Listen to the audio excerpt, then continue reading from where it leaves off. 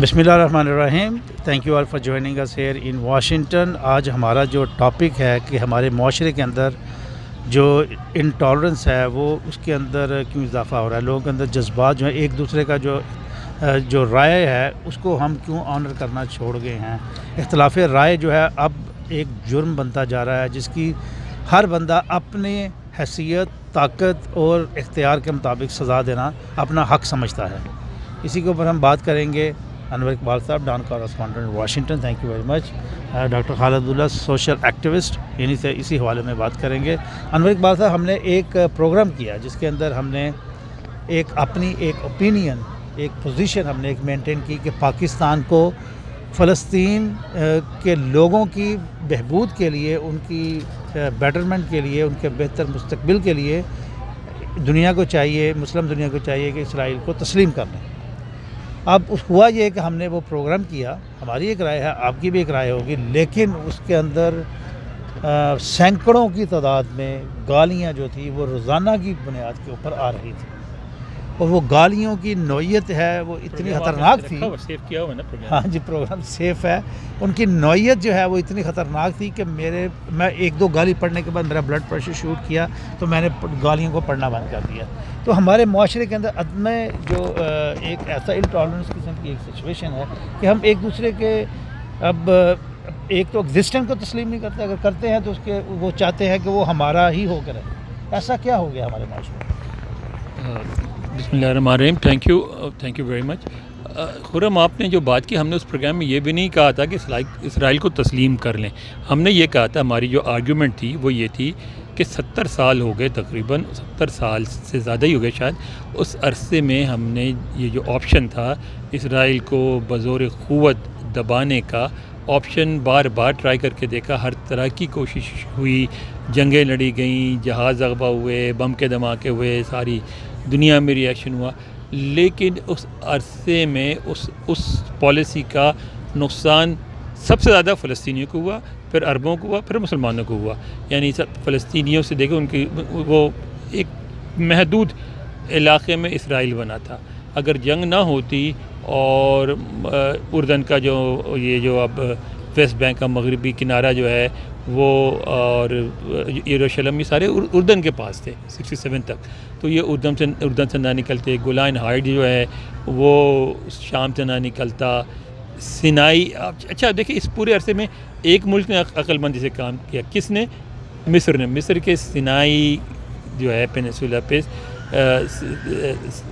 قبضہ ہو گیا تھا اسرائیل کا, اور اس مصر میں قوت نہیں تھی واپس لینے کی, بالکل واپس نہیں لے سکتا تھا. لیکن انور سادات نے صلح کیا. اس کا آپ صلح سے ڈس ایگری کر سکتے ہیں, لیکن فائدہ صاف نظر آیا کہ ان کو ان کی زمین واپس مل گئی.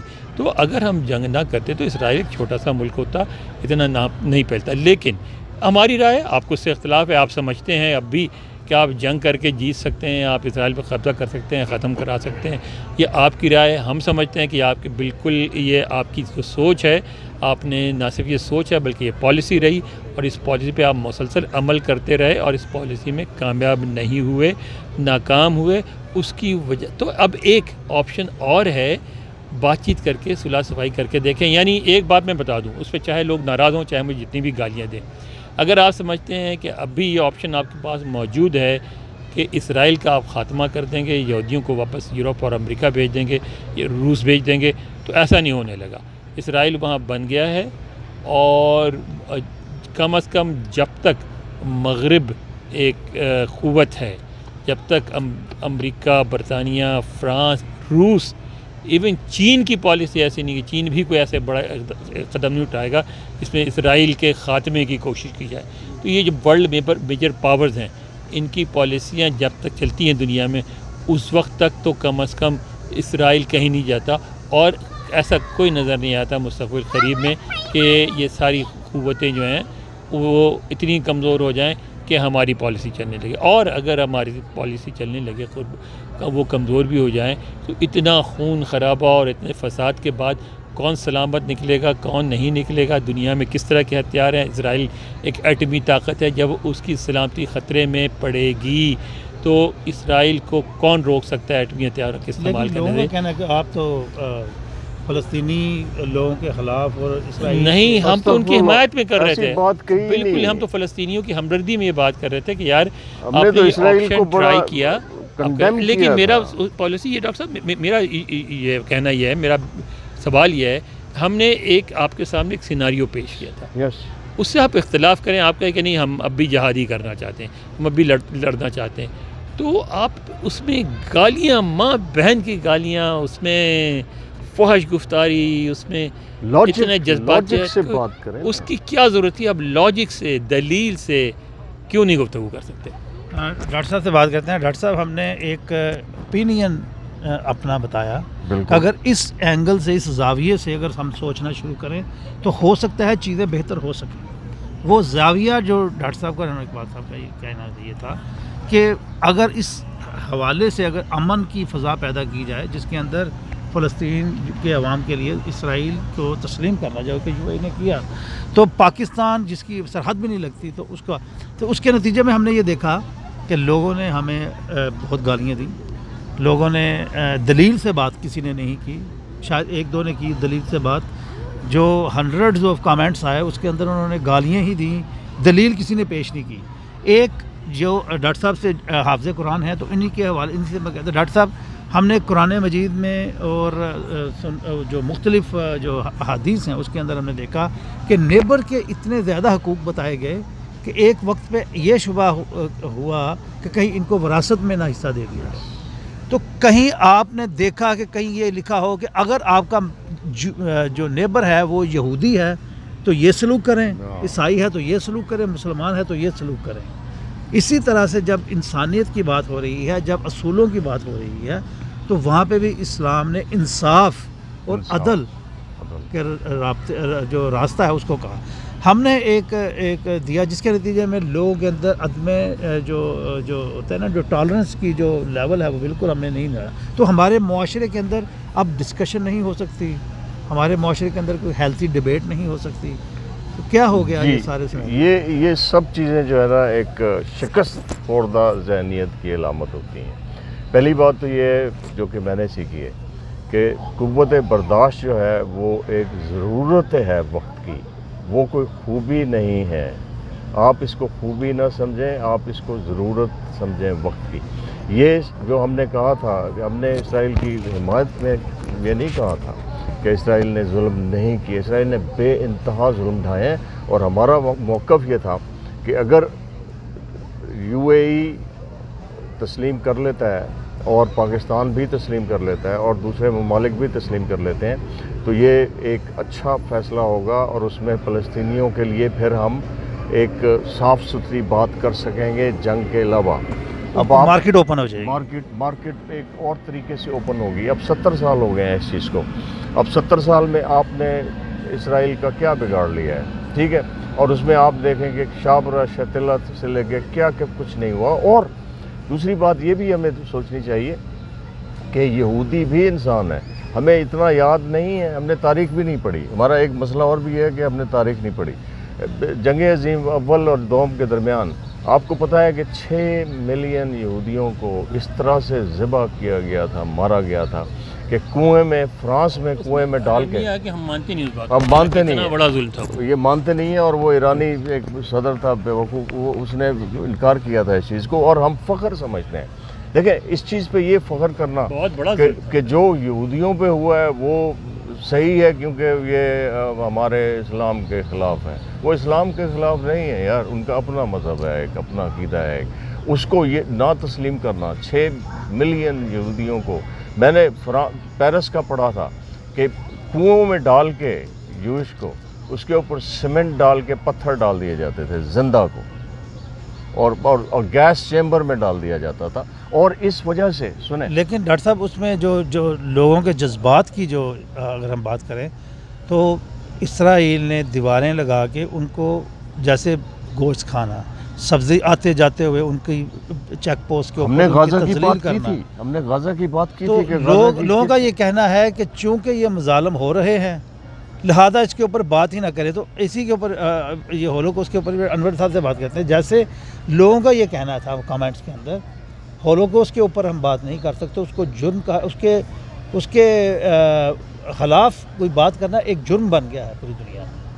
اسی طرح سے جیسے جو مظالم اس وقت فلسطین میں ہو رہے ہیں اس مظالم کے کوئی علاوہ کوئی اور بات کرنا جرم ہے. تو کیا یہ بات صحیح ہے؟ نہیں، دونوں باتیں غلط ہیں.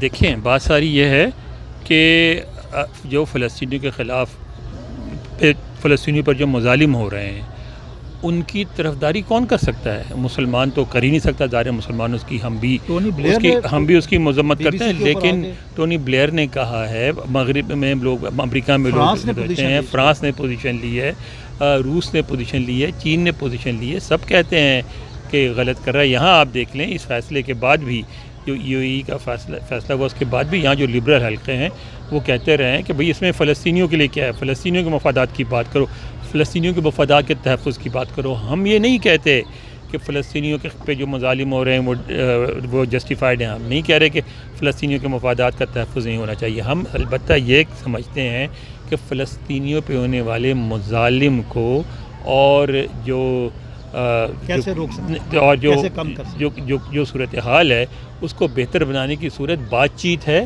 طاقت کا استعمال نہیں. طاقت کا استعمال آپ نے بار بار کر کے دیکھ لیا، اس سے فلسطینیوں کو کوئی فائدہ نہیں ہوتا. آپ ایسے اقدامات کریں. برداشت جو ہے ہماری، یار ہمارا تو عجیب مسئلہ ہے. وہ ایک آپ نے سنا ہوگا جو اردو میں کہتے ہیں کہ بیگانی شادی میں عبداللہ دیوانہ. یار ہماری نہ سرحد ملتی ہے، نہ ہم وہاں جا کے کچھ کر سکتے ہیں، نہ وہ یہاں آنے میں کچھ کیا ہے. اور نہ کر سکتے ہیں، نہ کیا ہے، نہ کریں گے. تھوڑا سا معاف کیجیے گا، میں آپ کو اس میں میرا جو ہے نا خون کھول جاتا ہے. میں ان الو کے پٹھوں سے یہ پوچھتا ہوں، وہ قطر کے خلاف جو سعودی عرب نے کیا ہے، 5 لاکھ بچے قسم خدا کی مارے یمن میں. I'm so sorry، وہ ہمیشہ قطر نکل جاتا ہے میرے منہ سے.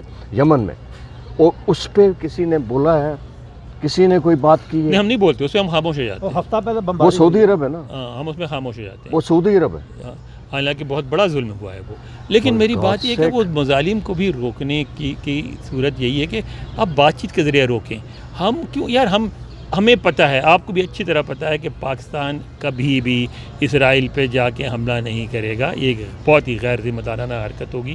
ہمارے نیوکلیر جو ہتھیار ہیں وہ اسرائیل کے خلاف استعمال ہونے کے لیے نہیں بنے، وہ پاکستان کے تحفظ کے لیے بنے. پاکستان نے ساری دنیا کو یقین دلایا کہ ہم انڈیا کے خلاف بھی ان ہتھیاروں کے استعمال میں پہل نہیں کریں گے، ہم صرف اپنے تحفظ کے لیے استعمال کریں گے.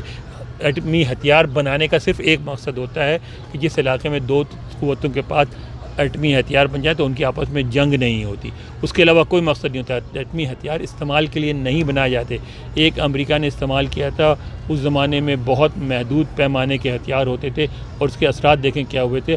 اور اب جو اگر ہتھیار استعمال ہوں گے تو پوری دنیا تباہ ہو جائے گی. برداشت کے اوپر جیسے یہ تو آپ کن چکروں میں ہم اتنا شور مچاتے ہیں؟ ہم کیوں بیگانی شادی میں دیوانے ہوتے ہیں؟ وہ دیوانے عدم برداشت نے کیا کیا ہمارے معاشرے میں؟ آپ چھوڑیں اسرائیل کو، اس مسئلے کو الگ کر دیں.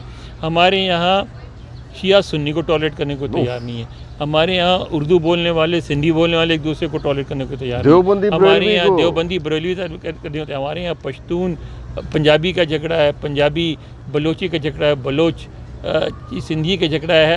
مطلب ہر قسم کے جھگڑے موجود ہیں.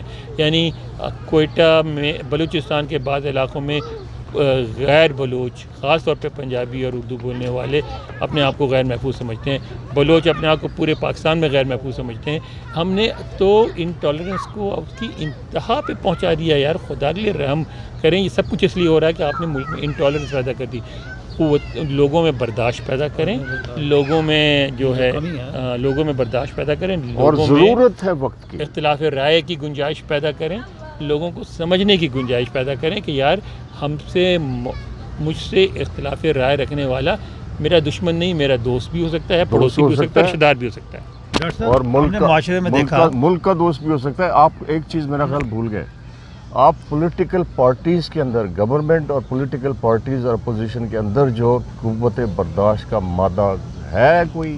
اچھا ڈاکٹر صاحب، ہاں اسی کے اوپر میں آتا ہوں. اس سے کیا بنے گا؟ اس سے پاکستان آگے بڑھے گا.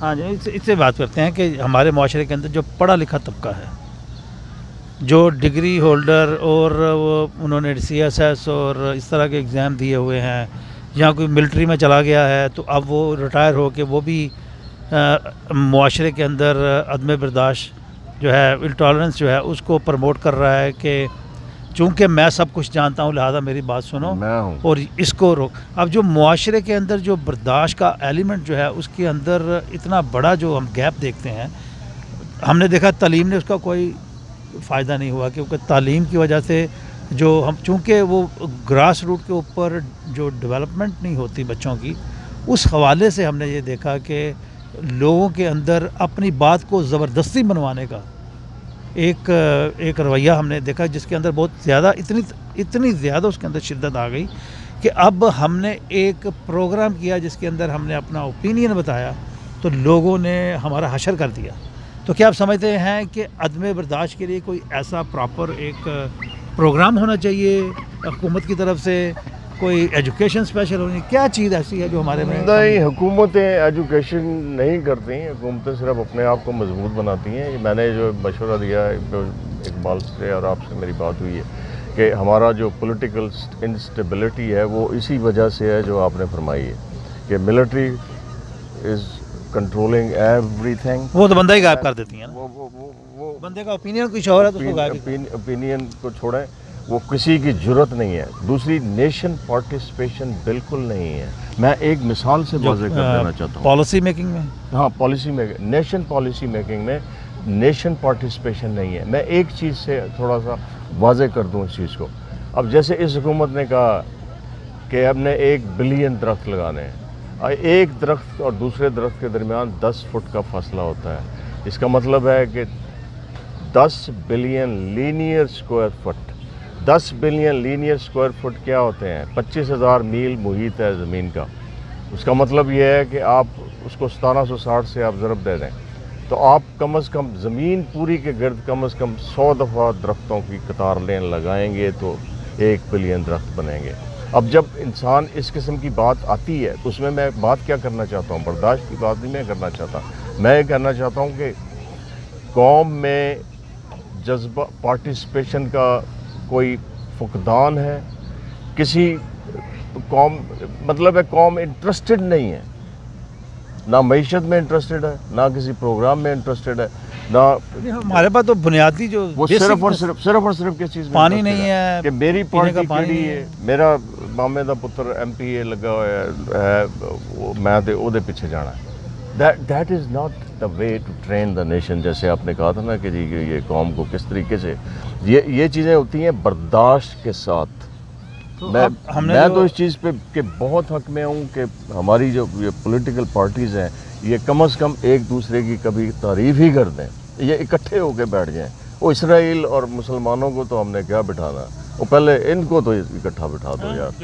جو نیشنل ایشوز ہیں ان کے اوپر تو ان کو ذرا اکٹھا کر دو. اپنے کشمیر کے اوپر اگر آپ بات کرتے ہیں, کشمیر کے اوپر بات یا آپ فلسطین پہ بات کرتے ہیں تو وہ سارا کام چھوڑ کے پہلے ان کی تو پہلے گالیوں پہ آ جائے. گالیوں سے کوئی گالی سے وہ شخص دیتا ہے جس کے پاس کوئی لاجک نہیں ہوتا, جس کا دماغ ہی کوئی نہیں ہوتا, نہ کریکٹر ہوتا ہے نہ دماغ ہوتا ہے. درست, بالکل صحیح ہے. تو ہمارا جو میسج ہے ایک سمپل 2 جملوں میں میسج کیا ہے ٹالرنس کے حوالے سے؟ بھائی یہ بات مانیں, تسلیم کریں کہ ہر معاشرے میں اختلاف رائے ہوتا ہے.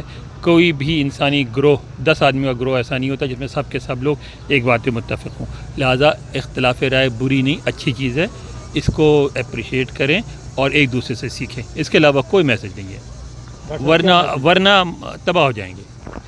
میرا میسج یہ ہے کہ ہم نے مذہب کو بھی اپنے کو ایک اپنا ہی بنا لیا ہے اور ہم نے خدا کو بھی اپنی جاگیر بنا لیا ہے. مسلمانوں نے بھی, یہودیوں نے بھی, عیسائیوں نے بھی.